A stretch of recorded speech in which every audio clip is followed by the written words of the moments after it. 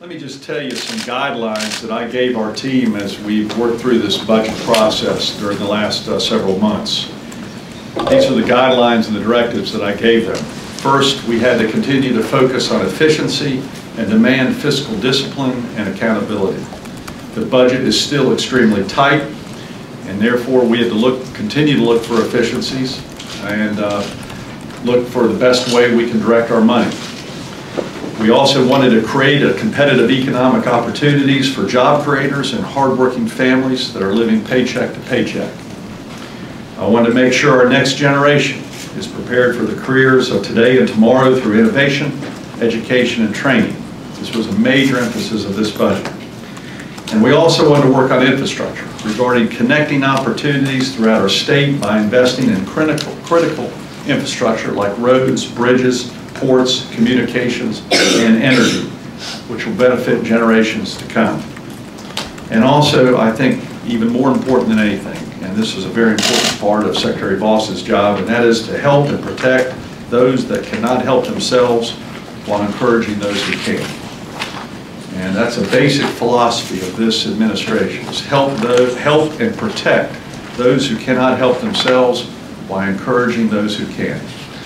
And that's the best of North Carolina, and while looking for efficiency and effectiveness while also caring for those in need. Now, we've had to make some tough choices in this budget, but we are investing in the areas that will have the biggest impact on the citizens of North Carolina. And we're going to be working with the legislature, Jimmy Broughton, who's also with my staff. Great to have you here, Jimmy. Jimmy had a little slip and fall last week on the black ice, so it's great to see you back. But we're very, very lucky to have Jimmy Broughton. We'll be working with the legislature regarding some of the next steps, which we'll explain after the presentation. But I'm so fortunate to have such a great budget director. I didn't think anyone could fill Art Pope's shoes. But Lee Roberts has brought an amount of intelligence and an outside viewpoint that is beyond anything we expected. And he and his budget team, which is front to my right, have put in a tremendous amount of work in this budget.